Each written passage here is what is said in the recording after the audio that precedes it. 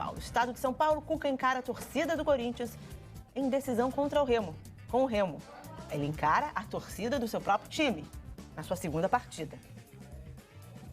Vítima reconheceu Cuca como estuprador, afirma advogado. Manchete da Folha de São Paulo, baseada no furo que o UOL trouxe para a gente ontem, que é a palavra do advogado da vítima. Advogado, vítima reconheceu Cuca. O Globo também traz a repercussão de toda essa história, que é a principal notícia de ontem do Corinthians. Então vamos lá, vamos começar de novo a conversa aqui. A gente está falando de um dia de partida eliminatória para o Corinthians, numa competição importantíssima como a Copa do Brasil, por questões desportivas, por questões financeiras, em que o técnico recém-contratado ganha as manchetes, mas pelo desafio de manter um discurso que vem mantendo desde que questionado. Quando teve a chance de se posicionar, não se posicionou adequadamente. Não sei se a mesa concorda, se a Joana, a gente já vai abrir para debate, mas só para contextualizar para quem não acompanhou o noticiário de ontem. O UOL trouxe a revelação que o advogado da vítima de estupro, de 13 anos, ele foi procurado pela publicação e ele confirmou tudo aquilo que a gente vinha trazendo, né? E que o Cuca, quando teve a oportunidade de se manifestar, deu outra versão. Disse que não era fato. O advogado que participou do processo, né, de apuração e ouviu todas as testemunhas, acompanhou as investigações, disse que 2 pontos principais, de acordo com as declarações ao UOL, que a vítima reconheceu sim Cuca como um dos seus estupradores e 2, o sêmen coletado no corpo da vítima foi testado positivo como sendo do Cuca. Essas 2 informações, ele na coletiva de imprensa disse que não eram verdadeiras ou deu respostas um pouco mais evasivas. E aí os fatos voltam à tona pela publicação do UOL nesse sentido. Um belo trabalho do Adriano Wilson, repórter do UOL. Um furo mesmo, como a gente chama informação exclusiva, né? O que a gente tem hoje no caso, e depois à noite o Cuca soltou uma nota assinada pelos advogados dele, não por assessoria de imprensa, nem ele pessoalmente, dizendo que não vai tolerar afrontas nem ofensas, mas nessa nota dos advogados não diz ali em nenhum momento que ele é inocente. Coisa que ele disse na entrevista coletiva, né? Na nota dos advogados. Vamos mostrar a nota? Que aí a gente já fala em cima dela também. A gente tem aqui a nota para mostrar para vocês do Cuca, que ele emitiu por meio dos advogados, né? Como o Martim disse. Eu vou começar a ler para vocês, enquanto a gente já vai mostrar nas imagens. Mas olha, o treinador Cuca esclarece que está totalmente concentrado e empenhando toda a sua energia para o jogo decisivo que o time enfrentará amanhã. E diante das notícias veiculadas nos últimos dias a seu respeito, comunica que a partir desta nota, ele se manifestará e será representado exclusivamente por meio de seus advogados que contam com representantes na Suíça. Dessa forma, refuta as acusações que lhe são atribuídas, que remontam a mais de 30 anos e que foram investigadas e apuradas na ocasião. O treinador segue desempenhando seu trabalho com lisura e honradez há décadas e, por essa razão, não deverá tolerar afrontas e ofensas contra sua idoneidade, caráter e integridade. A nota tem um objetivo para mim muito claro, não sei se para vocês. Não venham com perguntas em coletivas mais, porque eu não vou responder. É isso. É exatamente isso. Obviamente que ele estará lá comandando o Corinthians essa noite e vai falar de futebol, né? Os técnicos costumam dar entrevista, né, antes, na chegada ao estádio, e também dar a coletiva pós-jogo. Então, isso deve acontecer normalmente, mas não serão permitidas perguntas que tratem desse tema. Esse tema, agora, o Cuca só vai se manifestar através dos advogados. É um clima muito difícil para o jogo de hoje, que já teria um clima muito difícil esportivamente. O que o Corinthians está tentando fazer? Blindar ao máximo, né, os jogadores e também o próprio Cuca, né, para que o trabalho dessa noite seja feito, ou seja, que o Corinthians consiga a classificação, porque essa classificação ela impacta o ano, não é um jogo qualquer, né, não é só um jogo de Campeonato Brasileiro, é um jogo eliminatório, ainda no começo, assim, na primeira etapa de mata-mata da Copa do Brasil. Uma eliminação seria trágica. Então, o que o Corinthians está tentando fazer, Gabi, é blindar os seus jogadores e tentar filtrar essa energia para o jogo. Agora, a gente não vai ver ninguém se manifestando antes do jogo. Ninguém, né? Essa energia ela está sendo concentrada para a partida. Agora, depois do jogo, aí sim a gente deve ter uma manifestação do comando do Corinthians, né, que hoje ainda mantém essa mesma ideia da contratação do Cuca, que é o quê? Hoje, como o processo é de 37 anos atrás, que ele não deve mais nada para a justiça. Esse é o entendimento que o Corinthians faz e se mantém, tá? O Cuca também avisou que advogados na Suíça, né? Não ficou claro para mim se é para tentar acessar o processo, né? Porque até então a informação que a gente tem é que só a vítima conseguiria acessar o processo, né? Quando você procura a corte, por mais que a gente não consiga acessar o processo, a própria corte da Suíça, ela indica as reportagens do jornal, que agora me fugiu o nome do jornal. Bund. Exatamente, né? É alemão o jornal. Então, ela indica esse jornal como fonte. Ela diz que o que está escrito no jornal é fielmente o que está no processo. Obviamente, que é diferente de você ler o processo, né? Mas a própria corte indica como fonte. Então, eu acho ela está referendando o conteúdo. Exatamente, né? Ela, quando você procura, o e-mail é assim. Olha, infelizmente não tem acesso, existe o sigilo de 110 anos, mas as informações que você busca estão aqui, ponto, né? Então, o clima que já era muito complicado, esportivamente falando, e que rendeu a demissão do Fernando Lázaro, não melhora quando você traz um técnico que, de novo, é uma pauta pessoal do Cuca, mas quando ele assume um clube como o Corinthians, vira a pauta do Corinthians e vira uma pauta pública. E causa essa comoção.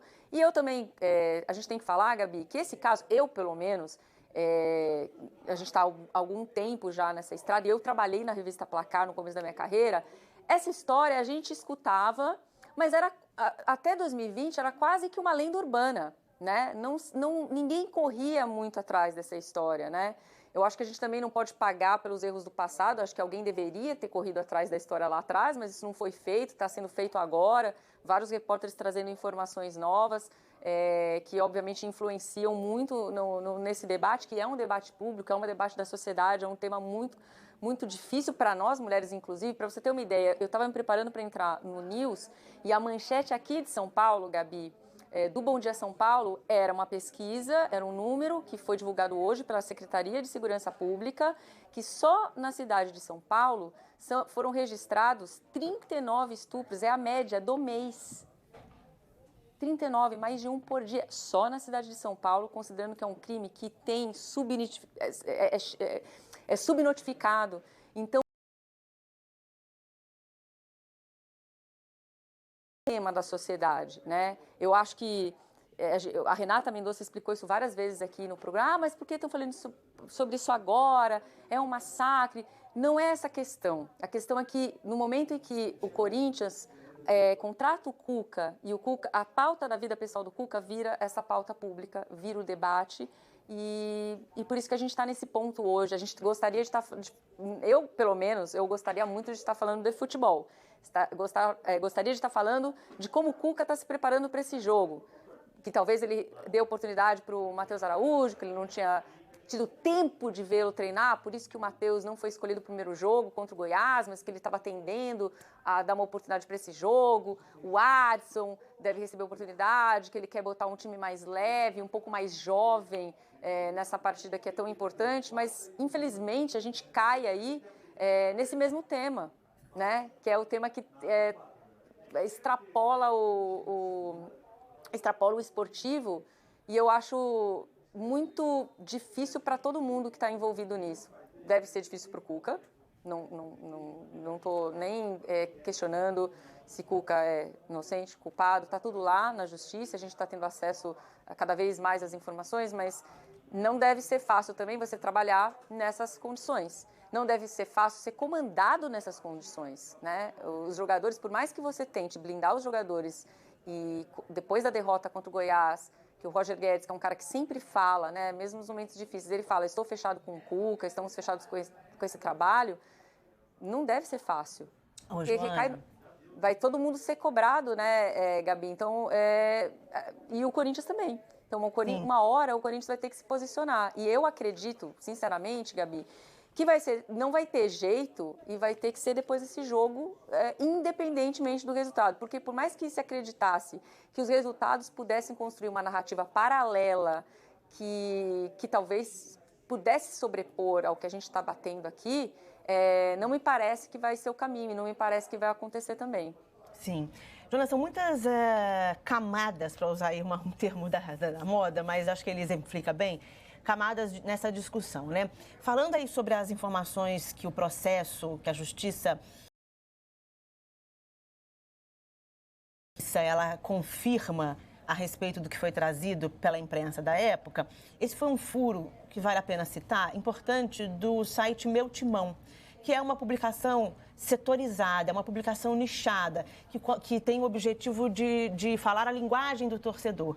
À medida que uma publicação que tem o objetivo ou a sua linha editorial é a linguagem do torcedor, quando ela começa a apurar estes fatos, isso fala muito bem da imprensa setorizada. Esse é um bom exemplo que eu acho que vale a pena a gente mostrar. Verdade, Quantas publicações setorizadas de times estariam correndo atrás de informações, né? Fala também da torcida do Corinthians, que outras torcidas se engajaram no tema e questionaram contratações do Cuca, como, por exemplo, do Santos, do Atlético Mineiro, mas a torcida do Corinthians tem feito um papel de pautar o debate. É diferente. Ela está pautando o debate, ela está atuando durante o jogo, ela está fazendo protesto, ela quer explicações a respeito. E aí, para encaminhar para a mesa, eu acho que vale a gente também destacar aqui é que eu também sou questionada, às vezes, aonde vocês querem chegar com essa questão do Cuca? É um cancelamento, é um massacre? Eu tenho, como linha pessoal, um pensamento mais progressista. Eu sou a favor de ressocialização de condenados. Sou a favor. Não sou a favor de pena de morte, desde que esses condenados, essas pessoas que devem à justiça, mostrem à sociedade que de fato prestaram contas, não só judiciais, mas morais. E ao Cuca foi dada a oportunidade, diversas vezes, ele não quis. Quando quis, as duas vezes, pela entrevista a Marília Ruiz, nossa colega, e depois numa entrevista coletiva, lhe foi dada a chance de mostrar à sociedade que moralmente ele refletiu sobre a sua conduta e ele não fez de uma forma satisfatória dentro da ótica atual da sociedade.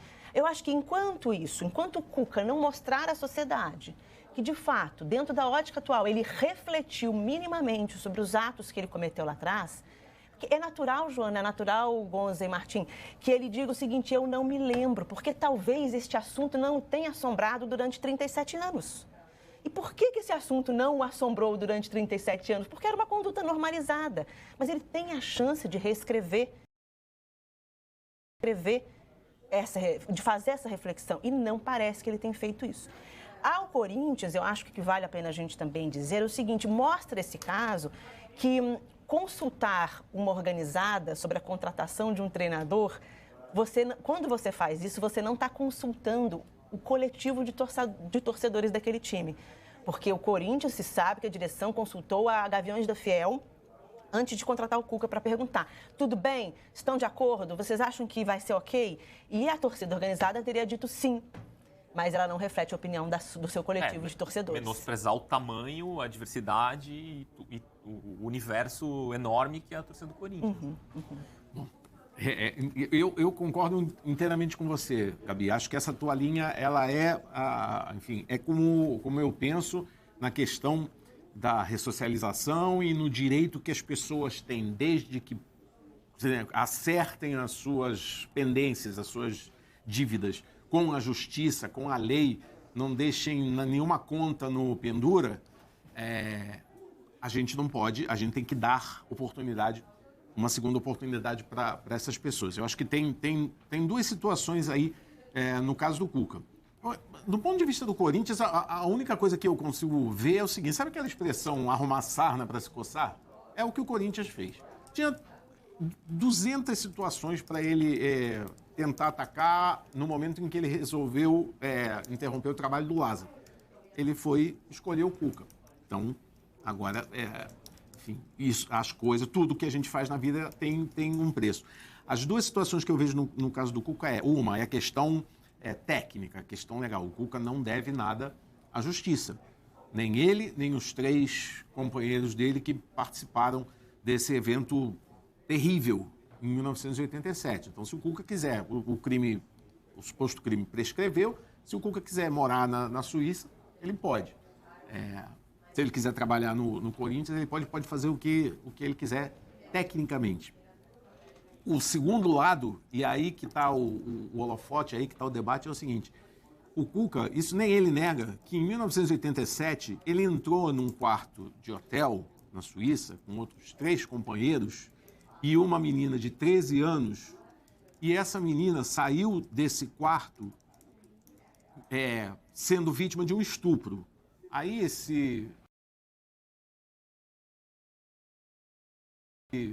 quem foi, quem que começou, quem que estava, o fato é que o Cuca estava lá e ele não nega que estava lá.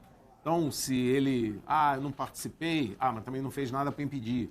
Mas se tinha 3 companheiros e ele não podia defender, sai do quarto e vai buscar ajuda.